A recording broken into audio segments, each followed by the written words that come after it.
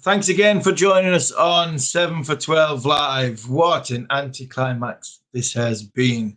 Waiting for a fantastic finale to a great series. England, are they going to get it 2-2? India, are they going to go and run away with it and show the world that they can win overseas again 3-1? So frustrating. So disappointing. Who's to blame? Well, let's find out. Get your questions in because we'll answer them on this next half an hour. Don't forget to like, subscribe, and leave a review.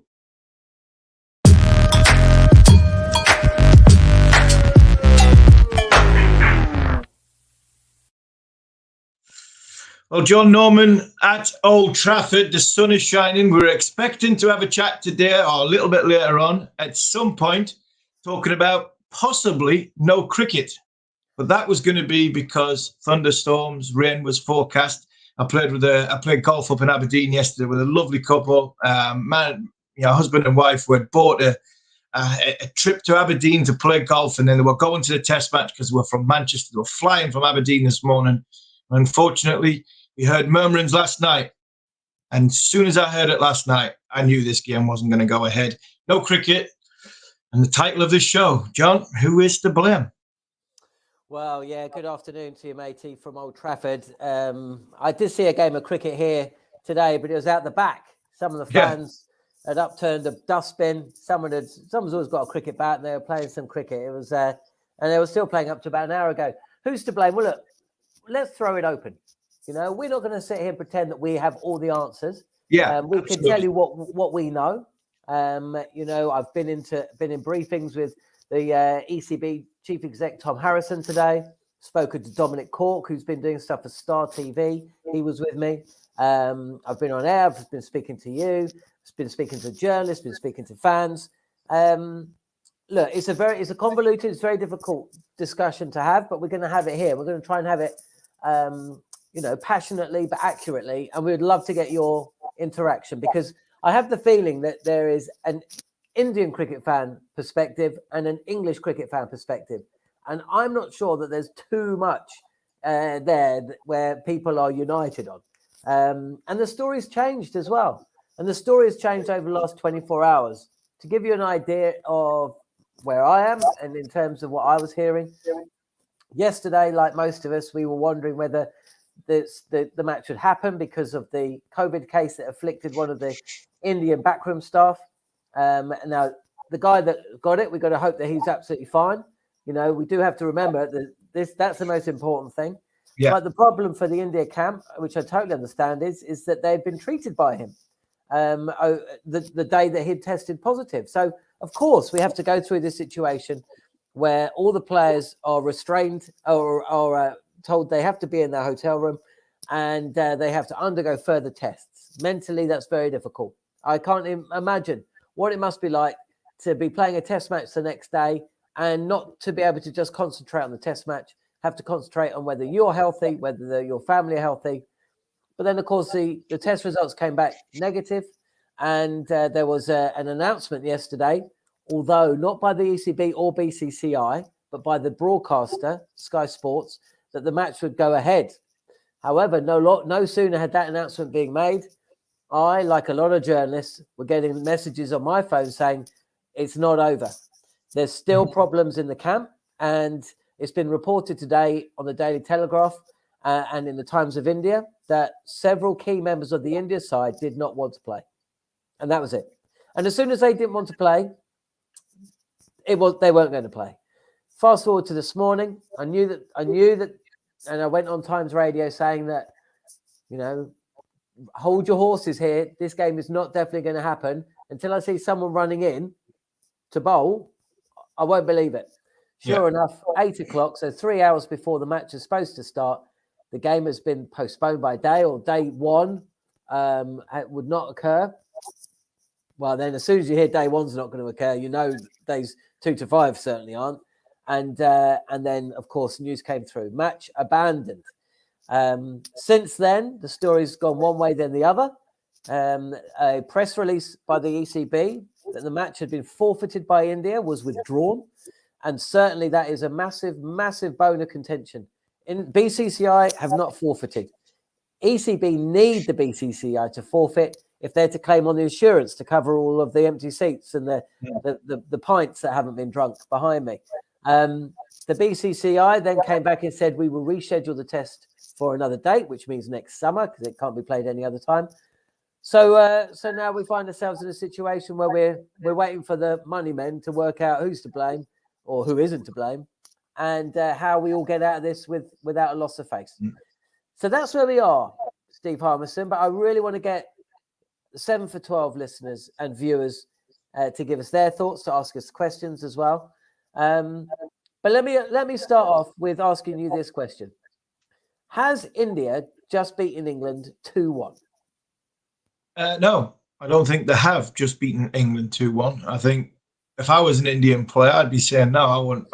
We would want a chance to win 3-1. I think if you're Joe Root and the England side, we've came back from defeat at Lords where we did at Headingley. I want a chance to go 2-2. We are cricketers. We are professional sportsmen. The job description in this series was to play 5 matches, and then the best side will win. At this minute in time, India are the best side, but they haven't won it yet because there's still 1 test match to go. So that, for me, would be where I would be sitting at. I fully understand, and I was on TalkSport Breakfast Show, and I said, and I still believe this, that this is the beginning of the end for Test match cricket, and I really believe that. Virat Kohli has been a champion of Test match cricket for so long now. That's why, for me, Test match is still thriving, still the ultimate, because let's be fair, the BCCI are very, very strong and very, very powerful in the game of cricket. And until they start moving away from the Test match arena, or they've got a captain that takes their focus away from the Test match arena, then I will always believe Test match cricket is alive, because they're the powerhouse, and that's where the money men seem to congregate.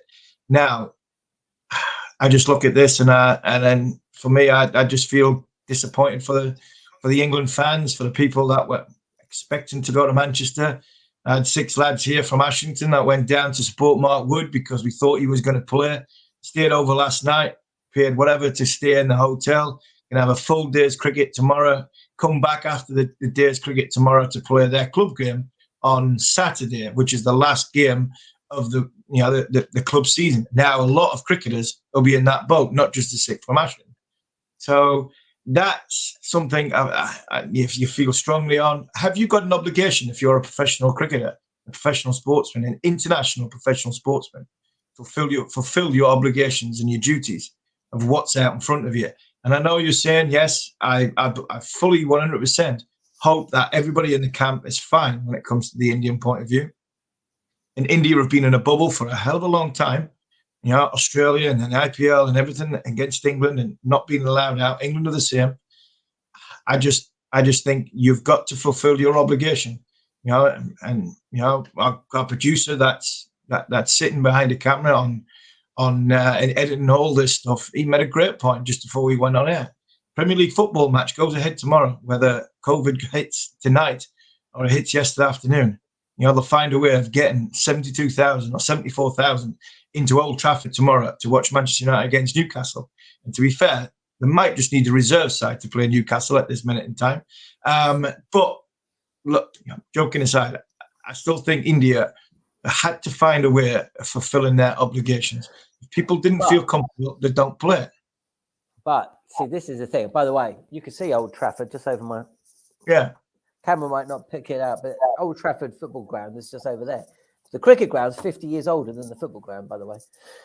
Look, England bailed out of a tour of South Africa. We had the rights on TalkSport in September, October. Yeah. Australia bailed out of a series in South Africa. 3 tests. Not one COVID case came back positive on either side for in those 4. England aren't going to Bangladesh next month because of COVID cases. What other tours have been? I mean, the tours have been cancelled all over the place. Yeah, I get that, John. I get that.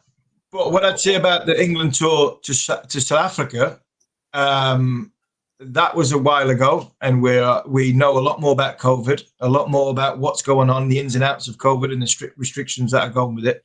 England didn't bring it into that camp. It wasn't England that brought it into the so-called bubble. This is where we say the title of it, who is to blame here? Have India brought it in to the bubble, and the bubble that is that should be around the cricket people to make sure the game happens.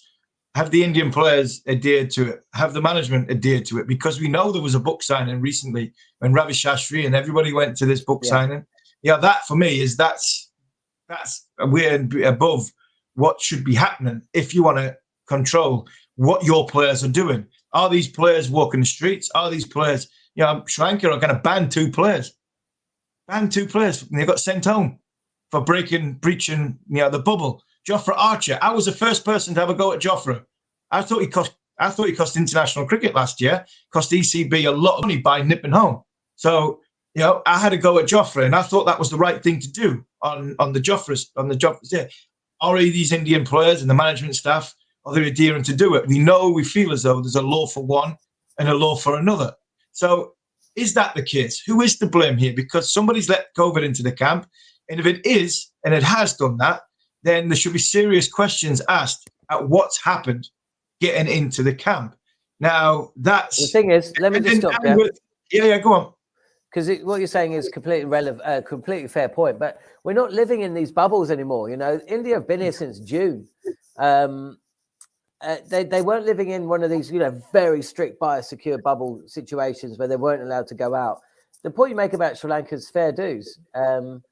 But essentially, and I agree. I mean, what Ravi Shastri is doing, a book launch with 150 people, if, reportedly that's what's occurred. But essentially, the Indian side, there was always going to be a danger somebody was going to get COVID. And as you say, there could be a COVID case in the football. It's not necessarily about someone letting it in, for me. But, and what is also interesting is that Tom Harrison, the CEO, has changed he's basically, well, whether he's changed his tune or not, I'm not sure. But essentially, he's just come out and said, this has not been cancelled because of COVID. This has been cancelled because of the mental anxiety that the Indian team are now under. It's the same mental anxiety that England were afflicted with in South Africa, where they were freaking out. Nobody's got it. It's all about them being scared of having it because they've been on tour for the best part of 5 months. They've all had PCR tests. The game was deemed safe to go ahead. So that is your obligation. Yeah, the obligation of the BCCI is to fulfill a cricket match against England at Old Trafford in front of 70, 80,000 fans over the course of 5 days, if that's the case. England against Pakistan, fulfilled the contractual obligation, the broadcasters and for Pakistan cricket against Pakistan, and the feel of the new side. The feel of the new side. Yes, you can do that in this country. It is probably more difficult for India to fill, to bring in players to come and play. But again, I go back to the fact, you can. I just look at this, and yes, and I think the powerhouses of world cricket flex their muscles whenever it suits. Really do. England did in South Africa, because England are more of a powerhouse than what Australia did. And so India have just flexed their muscles and said to ECB, not as big as what you think you are. Tickle the belly, and England have obviously gone away. That for me is where I sit on it. In May, yourself and Neil Manthorpe were talking on the Cricket Collective on TalkSport 2. And Neil Manthorpe was explaining just how, with a click of its fingers, the BCCI could move the test from Old Trafford. And he brought up the IPL when it was moved from India to South Africa. They moved the whole tournament from India to South Africa in a blink of an eye. And he said, there's no bones about it. If the BCCI want this test to be moved. And we said that off the back. We said that off the back. Both me and Manners both said that off the back, that there was a story came out that the BCCI wanted either the fifth test match cancelled, or fifth test match moved forward a week, or the fifth test match to even ridiculously test match to go just be 4 days to give them the best chance to fit the IPL in before the World T20. So that conversation in May that me and Manners had, we both agreed, if these guys want to have it, they will have it. their bat, their ball, they go home. And that's what's just happened. We warned you in May, and it's not a case of I told you so, but it was something that we were speculating on, but we knew that this was going to happen. If the IPL doesn't take place next week, does this test go on? Is it just postponed by a couple of days? No, it's gone now. No, it's gone. No. I mean, in the decision making. Yeah. If there's no IPL next week, and this is a question asked of Tom Harrison, and he said IPL's got nothing to do with it. But if the IPL, yeah. And the other thing is, if it's 1-1, does this test take place? Well, I don't think it matters if it's 1-1. I don't think it matters. I think the IPL is relevant because I think this is the topic of conversation. If the IPL is not there and it's 1-1, it takes place. Well, it just gets moved a couple of days. This gets played on Monday. It's as simple as that, because a PCR test, you've been in close contact with a person who's been in COVID 3 or 4 days. If you test positive today and then you test positive again on Monday, then if you test negative on today, which all India players have done, by the way, and then the guy who's got COVID, we wish him well and hope he's all right and he gets a chance to go home. He's in isolation, and the whole team goes to Monday, has a PCR test on Sunday, and everybody's negative. This test match goes ahead on Monday morning in Old Trafford. No questions whatsoever. IPL, and when anybody says, and Tom Harrison's straight back at the IPL stuff, the IPL is the most relevant thing in this whole conversation, because if the IPL is not there, this test match happens. Whenever it happens, IPL's there. And I understand, I fully understand some of the players' anxieties about their IPL contracts, their endorsements that go with playing in the IPL, and potentially having to stay in England for 10 days extra rather than go to the UAE and start again. For me, I understand that. I understand that from a player's point of view. But you've got people paying your wages, which is a governing body. And that governing body who signs ICC documents to say they will adhere to all the rules and regs that goes with the ICC, they're the ones that should be putting in place that this test match goes ahead, not the players. The players can say and have their opinion, but the ICC, it's up to the ECB. Had their choice and they sent a whole new team because the players didn't feel comfortable whether it was the right thing or not. In Pakistan, I'm not talking about South Africa, I'm talking about Pakistan, one-day international. Players' anxieties, players were having troubles. Right, forget it. ECB, we're not going to send anybody. You lot will go into an isolation period. We'll look at, make sure you're looked after, and we will send a whole new team. Yes, it's harder for India to do that, but just to dismiss it within what? We're talking less than 24 hours to find a solution. And they've just decided that they're going home. And the convenience thing is the IPL's around the corner. Arslan Ahmed says, John, is it not mentally tougher playing in the IPL? Why not cancel or get other players to play the test if I was an uncapped Indian or I jump at the test opportunity? I mean, look, we've seen England teams call up players playing grey cricket in India, in Australia, playing Ashes, and I'm not sure. I mean, it's so close. I don't know about that, to be honest. But get your questions in, guys, please. Harmy will answer them. I think we've had quite a few coming in, and we're all in the same boat here. There's a sense of frustration no matter who you support.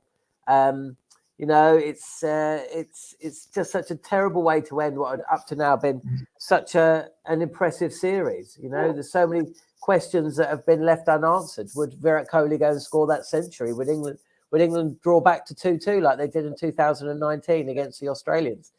Would Johnny Bairstow play, or would it be Ollie Pope? Would Mark Wood? Mark Wood once again, and Chris Wokes, these guys once again, are going to sit on the outer. Would Ashwin have played? It's such a disappointing way to finish. And now, of course, we've got to wait a long, long time to watch Test cricket, and there'll be some. And this is the other thing, right? Okay, so they reschedule the Test. Well, what does that mean? Yeah. They'll play it next year. Now, at the end of the day, Tom Harrison and the ECB, if we play that, reschedule that Test match, that's a standalone test. This series is over and we go again. And the reason for that is they need to be able to pay for what's happened here. Yeah. So And if they do that, it's just a one-off test next summer. Well, frankly, who cares? Mm. You know, I'm with you. I'm with you. I'm 100% with you. For me, but again, it just flexes the muscles of the powerhouse. You know, the powerhouse, and I'm throwing stones at India at this minute in time, but I know exactly we were in the same position. England went home. England are, more powerful than what South Africa are. Yes, there were different circumstances in, where COVID and the pandemic was, and the timeline of our lives at the time. But we flexed our muscles and we took our bat and ball and we went home. And India have just showed that how powerful they are and how non-powerful the ECB are, because at this minute in time, India are telling England this is what they're going to do. Well, if England had anything about them, they'd stand up and say, no, you are going to, we will take you on. You are going to have to forfeit the game. You are going to have to get us to get our insurance paid, to make sure that is. And when you come back next year for your 6 one-day internationals, this is when you're going to fit it in. We'll fit it in then, and we will play a standalone test match. You won the series. Yeah, you've sort of drawn the series. It's 2-2. You come over and you play next year. This is what I mean from a governing body's accountability. It's all well and good saying your players don't want to play it, but then you as a governing body have to find a solution or take the consequences. And the consequences is, if that is your players aren't prepared to play it, well, then you forfeit the game. It becomes 2-2 in a series, and then you do your duty to come and play next year. And that for me is where I would say common sense lies with a lot of people. But again, it comes down to power. And we tell you what to do, not you telling us what to do. But who's in the wrong here? Like we said, title of the show, who's in the wrong? Who's to blame? We're not blaming somebody and saying, right, you're accountable that you let COVID in, or you did this and you did that. I understand the Indian players want to move around because of the bubbles they were in. But at the end of the day, COVID's come into their camp through their window. Now they've got to then now have to look after the consequences of not playing in what this test match is. And they should be saying to the ECB, right, whatever we need, we're not going to play the game. That's a given. But whatever you need to get this passed and to make sure everybody from a supporters that loves this game of cricket comes out of it as best possible. Because some people have paid for hotels that they can't get back. But at least they get the ticket money back. At least they get the ECB get the insurance back. All that stuff should be a given from the BCCI. G. Paul says, what's going to happen to the World Test Championship points of this match? Does the ICC have a say on this matter now? Yes, I can answer that because, again, Tom Harrison's been asked about this. The ICC essentially have to come to a decision about how they see things. And they will essentially come up with a ruling over how and why this test match has come to its sad demise before a ball was bowled. And that would be key. That would be key to World Test Championship points, be key to whether they play next year, and it would be key to insurance. So that's where we are. We're getting loads of questions in, so please keep them coming, because there are other questions here. And this is one. Actually, Arslan Ahmed says, do you think this will have an impact on the Ashes? We were just beginning to think possibility of fans and families. Absolutely, it's going to have an impact. And Tom Harrison has been speaking, and there was one quote that he made, which was not about this series, although he was answering a question about it. Let me just I'll find it. Essentially, he is saying that, that's right. It's about scheduling, and it's about players being forced to operate in these bubbles. Now, for anybody watching this who thinks that Steve has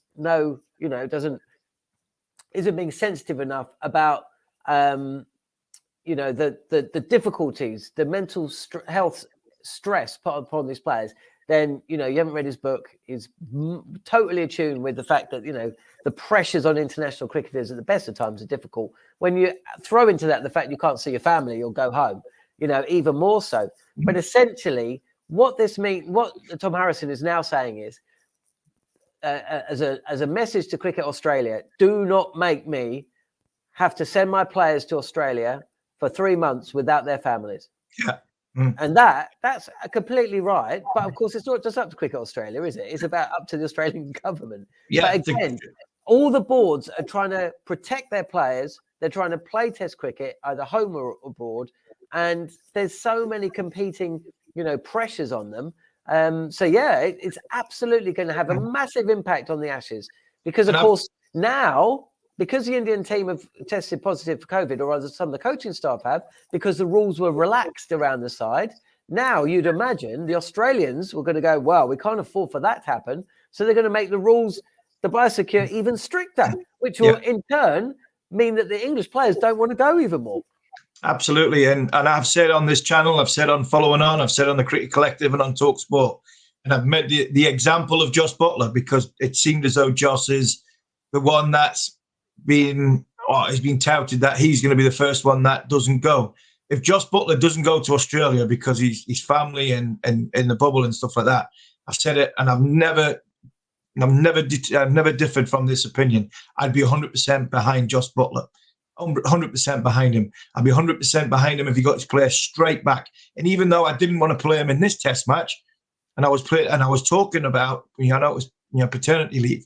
I was talking purely on the fact that 253 Test matches wasn't for me enough to warrant somebody like for that to come back in. But he was coming back in. He was come back in. I don't have a problem. But if Josh decides he's not going to Australia because of the strict bubble and the borders and families not being able to go, tell you what, I'll 100% back him, and I will go at anybody, that decides to stick the boot into him for not going and representing his country, because representing your country is one thing, but do it in when with families and everything that goes. And we're not talking about this. This game is not to do with I think with mental health or anything like that. It's not, for me. It's not, and I think that's getting overlooked a little bit. I'm not having a go at them and saying they should be playing. I'm talking about governing bodies coming with a solution to make sure that 70,000 people who have bought tickets for the next 5 days get to see cricket. Simple as that. There is a way, and there should have been a way, rather than one flexing the muscles and saying, right, I'm going home because IPO's around the corner. Share Afghan Tureen says, Harmy, how does this cancellation impact your Anderson retirement prediction? I want him to play until he was 45. He's the English Tom Brady. Oh, yeah. Sherry, honestly, I still think I still believed he would have walked at the end of this Test match. I had a funny feeling he walked at that day 3 or day 4. You might have got Jimmy for the media and go, you know what? Tomorrow's going to be my last day, or the day after is going to be my last day. I can't beat what I've done in this series. I finished at Old Trafford, my home ground. I still think he might have done that. And I haven't got any information. I've not spoke to Jimmy for a while, so I wasn't sort of putting anything out there. And even if I had spoke to Jimmy, I would never have said it, because I wouldn't be disrespectful to one of the greatest of the game. But how does it impact? You know what? I don't know. It could impact on the fact that if India decide to reschedule next year between them 6 one-day games and the 6 white ball game that they play in the middle of the summer, and there is a Test match involved, that might be his chance to finish at Old Trafford, because at this minute in time, no Test cricket at Old Trafford next year. For me, that would be a criminal way for Jimmy Anderson to go out not to play a home Test match, even if it's not the last one. But his last home Test match would have been the roof would have lifted off Old Trafford, and unfortunately, we might not get Jimmy might not get that chance. Okay, let's get some more. Binod says, why was there a month-long gap between the World Test Championship final and the first Test? Was it due to the 100? The England Test team were free during this player. Well, Binod, I can answer that, and yes, had a massive deal to do with the 100. There was discussion, wasn't there, about reducing the gap between the second and third tests to 3 days, or moving everything forward, or sweeping the Old Trafford Test forward. Essentially, it does look, and I don't know this for sure, but it does look like the powers that be prioritised a clear window in the schedule for the 100. Has that come back to haunt them now, Steve Harmison? It has, yes. 100. Yeah, well done, Bernard. It's a great point, and you're right. It has. I've said so many times about the 100 that I enjoyed watching the cricket, but it had so many negative sides to English cricket. With test matches, a big gap. No red ball cricket for anybody to get any form going into a test match series against one of the powerhouses in India. And yes, hindsight's a wonderful thing. We could have played test matches a little bit earlier, but we didn't know. At the time, I'm not sure we knew too much about when the IPL was going to be rescheduled. There was rumours, but it wasn't sort of set in stone. And has it come back to bite them? Yes, it has come back to bite them. But don't get caught up with the fact that, I say, we could have had it 2 weeks earlier because we were sort of messing about with 100, and this is further down the line. This is me just giving my opinion, honestly and calculated on what I believe has happened over the course of the last 24 hours. And a lot of that decision is because of what's happening in the next 5 days, rather than what happened 4 weeks ago. The governing body should be doing their job. Do your job and set up a team. And that, for me, is where it should have been. Get your questions in to Steve Harmison. As you know, he will answer them honestly and passionately. We've just got another 5 minutes or so, but if you keep getting your questions in, then we will keep asking them. We're find myself here, John Norman, at the Emirates Old Trafford scene of the Test match that wasn't. It's a pub quiz. What happened in 1998, 2006, 2009, and 2021? Sabina Park, 98. The Oval, 2006. I was playing. I was there. I was in the crowd. I was in the crowd. I seem to have watched a lot of your test matches. I was in the crowd for that one. I was in Antigua in 2009 when Giles Clark, the former chief exec of the ECB, was a pompous, rich man. I got dropped for that one. I got dropped. You called for it. But then you got recalled for the rec one. But I was on the field, and the tests had been called off after half an hour. And Giles Clark walked across and went, "There are 8,000 English people here, and they've come to watch cricket, and watch cricket they will." And fair enough. 2 days later, we're at the rec. We're at the rec, which was a football pitch. Which was a football pitch. Which was a football pitch and a road. It had a halfway line. It had the halfway line run straight across the middle of the pitch. Yeah. And it was we practiced on it because they knew the outfield wasn't fit. And remember them 2 games especially. Yeah. Again, flexing your muscles. ECB told the West Indian Cricket Board, we are having a game. Yeah, we are having a game. And the Pakistan one was hilarious because we got told to go back to the hotel but not go too far. And I must admit, I pressed the gamble button. I knew for a fact we were never going to be playing again. I tried to miss the rush hour traffic, and to get away, I went late on through the night because I didn't want to drive early the next morning. And I remember Richard Bevan ringing me and saying about 9 o'clock, game's off, where are you? And I said, Bevan, I'm not going to lie to you, I'm not in the hotel. He said, where are you? Because I did say I was going to try and get to sort of Watford Gap and try and beat the traffic up the M1. I says I'm at Durham Services. I says I'll drive back to the night if I have to, but if this game, and there was no way in the world the game was going to go ahead, with what was going on with Pakistan. So again, flexing your muscles. This time, England can flex the muscles as much as they want. They're not as big as what India's are. Brilliant stuff. Well, look. Is this the ICC World Test Championship? See, this is the other thing. India could forego some much needed points. Could I think Australia missed out on the 2021 World Test Championship because of poor over rate. They got a few points. They didn't go to South Africa.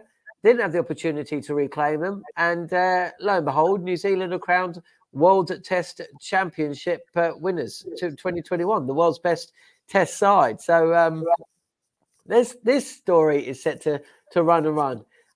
Look, if there's any more questions in the next couple of seconds, we'll get them to you. John, I also think when you say the story's got a lot to run, I worry where the story goes because we have a media in this country who will chase a story front page.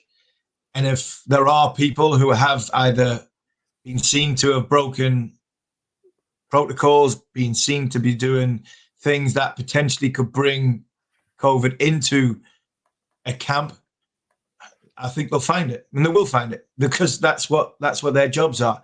And if they do find it, all of a sudden we start getting scandals. We do not want to be told or want to hear just off the back of what this. So if there's an Indian player out in the street enjoying himself, or went shopping, or went to the cinema, or went to wherever, congregate with a lot of people, all of a sudden, if that ends up on our front pages of the paper, we just then start a fight with a powerhouse that we do not need to fight with. Yeah, absolutely. Look, Arslan Ahmed, who's been a regular contributor, so thanks for all your messages through to the show, Arslan. To finish on a higher note, we were blessed to watch some good cricket. I went on TalkSport and said this is the best series I've seen working for the station, and the best I've watched since 2005. Root was awesome in this country, anyway. Root was awesome. It's time all teams got more patient in test batting, strike rotation, and digging in. He's absolutely right. You know, Joe Root was magnificent with the bat. If you were to pick one Indian player, and there are a few that really impressed, Joe Root for England, who would be your one standout player for India? Yeah, I agree, Arslan. Root was unbelievable. The series was unbelievable. It should have been set up for an absolute humdinger. You know what? I'm going to go with Rohit Sharma, because I've really enjoyed watching Rohit Sharma. Me too, man. I love watching Rohit Sharma. The way he adapted his game to play in this country, to face balls. Rohit Sharma he's probably one of the top 3 white ball 2020 players in the world, one of the top 3 50 over opening batters in the world. And I think he just showed in this series what a fantastic all-round cricketer that kid is, because Anderson bowled in some great conditions with the ball. And he said a couple of weeks ago, my goal was to face 100 balls in each innings. And that, for me, he did, and he did it brilliantly. I thought his defence was good. I thought he looked good in attack. Got out a couple of sloppy times and sloppy ways. But the way he went about his job batting, I thought he was absolutely brilliant. And the other one, he blew out a little bit. I would have said him if he had a good last couple of test matches. But he blew, I said the Duracell battery, but he wasn't quite the Duracell bunny. He just ran out of juice, and that's Mohammad Siraj. I really enjoyed the way he conducted himself in English conditions. He bowled aggressively, didn't care about giving the batsman some lip, had a go at the Western Terrace, which I thought was brilliant. And I thought it looked as though he was enjoying himself in England. So for me, them two, but I thought Rohit was brilliant. Well, brilliantly said. And look, I hope that you've enjoyed being part of the show. I know I have. Harmy, it's been brilliant. And it's something we're going to continue. We're going to be bringing you shows throughout the IPL. We're going to be doing the same for the World T20. And then, of course, the Ashes. Fingers crossed. It happens. Definitely. And also Test of Times. We've got Dominic Cork. And we've got some other... we'll keep the secret for now. But we've got some big names who are going to be part of the Test of Times. So keep it here. Harmy, great stuff. Me and you will have to go and do something similar on the following on podcast rather soon. Absolutely. Thank you very much, everyone. Yeah, thanks for watching. 7 for 12. And don't forget, if you've got this far, like, subscribe and review, or however it shows on your screen. But thanks for watching.